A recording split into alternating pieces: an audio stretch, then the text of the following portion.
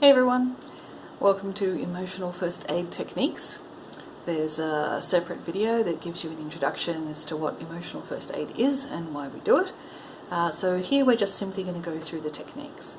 There are two categories of where you would need emotional first aid. One is where you've become overstimulated, too aroused, too much going on in your nervous system, and the other is where you have become understimulated, where you don't have enough activity happening in your nervous system. So if you're overstimulated, you'll find yourself shaking, maybe feeling angry, maybe feeling teary, or feeling very shaky and vulnerable. Your heart's going. You may find that you're feeling cold or hot, so your ability to regulate your temperature is off. And it's very difficult. You're not really thinking straight. You might be thinking, but it's not straight. You can't actually focus and have a logical A, B, C conversation. So at this point, there's a number of things you can do to get your vagus nerve to kick in and calm your system down. So the first one we just call a self-hug. So you take your right hand, you put it under your left arm, and then you wrap your arm across the top. So you're hugging the side of your chest with one hand and the outside of your arm with the other hand, and you might just rock a little. That's it. Do that for a few minutes. That will help you to calm down. The second one, if you want to interrupt some kind of crazy cycling thought process that's winding you up, simply shake your head 3 times. Boom, boom, boom. And you'll have a moment, like thought will stop just for a moment, and you can insert in there a calming thought. You can scream. Now obviously if you're in an environment surrounded by other people, you can't scream out loud, but if you can grab a pillow and scream into the pillow, full breath, scream, great. If you can't even do that, what you can do is you can do a silent scream. So you can actually lock your vocal cords so that you can scream all the air out of your lungs without it making any noise in your vocal cords. You take a big, deep breath in, and then lock your vocal cords. That can also be really good. Vigorous exercise. If you can get away from the situation and do something with your big muscles, you'll burn up the adrenaline. That's very useful. Obviously you can't always do that. Another really handy one is to submerge your face in cool water. We're mammals, and mammals have a reflex. When your face goes into cool water, your body goes, ooh, won't be able to breathe for a while, better stop using oxygen. And you instantly drop the level of activity in your nervous system and the amount of oxygen that you're consuming. So that one's very handy. Just 20-30 seconds in cool water, even just running the cool water across your face. Like if you're in the office, you can just turn the cold tap on into your hands, put your face in your hands, and just enough cold water on your face will do it. You can go somewhere privately and speak out whatever it is that's bothering you. Just free associate, let all of the thoughts come out your mouth, and then they tend not to cycle around and wind you up. Or write it down if you've got the capacity to do that. There's also a whole range of breathing techniques, and these are fantastic because you literally always have your breath with you.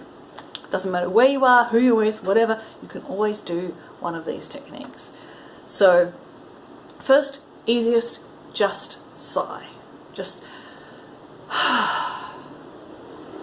that will take, like letting the steam out of a pressure cooker, it will just take some of the pressure out of your nervous system. If it's very intense and a sigh doesn't seem to be doing it, you can do the same thing but with your lips together like you're blowing out a candle. So you take a big breath and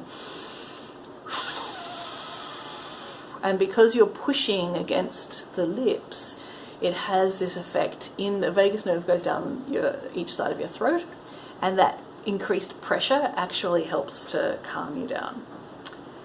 Then there's a paused breath. So once you have enough presence of mind that you can think about your breath a little bit more systematically, so you might need to do some sighing or blowing first. If you just hold your breath for 2 seconds after you breathe in and after you breathe out, that's all you need to do. It's called kumbhaka, which is pausing in the breath. So you just breathe in, hold, 1, 2, breathe out. Hold, 1, 2, breathe in. So it's not strenuous, it's not difficult, you're not exerting yourself really, you just put in that little pause in. And after a couple of minutes of that, you'll find you're very much calmed down. Now, if that's even too much, just focus on slowing down your breathing. Make the out breath longer than the in breath, and just keep extending that out breath. Each breath you take, more out breath. So breathe in relatively quickly, fill your lungs, and then make the out breath go as long as you can.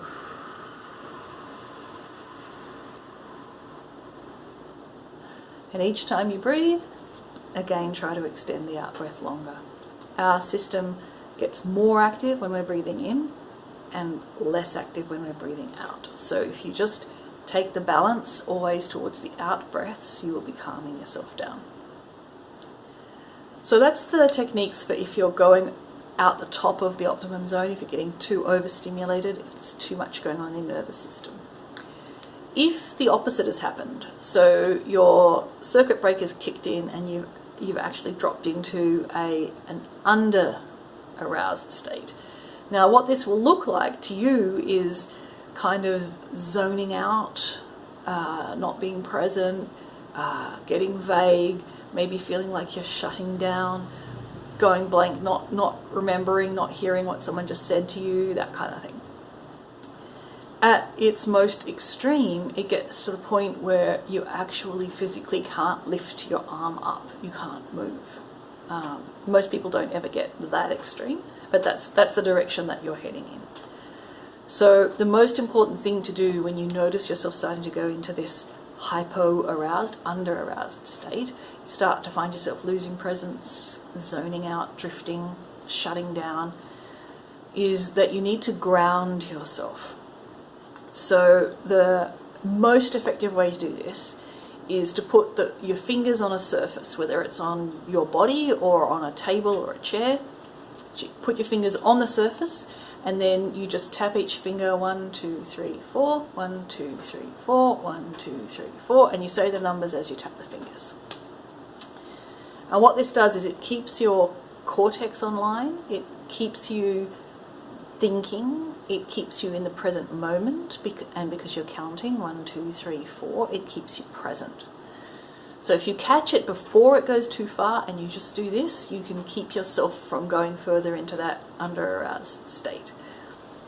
You can also ground yourself by pressing your feet into the floor if you're standing or sitting on a chair. And then once you've got a grip, once you've stopped yourself from sliding away, physically stretching. You can stand up and stretch, or you can just stretch in your chair where you are, just stretch one arm, anything, to again get the blood circulating in your body, get yourself back into your body, get yourself grounded.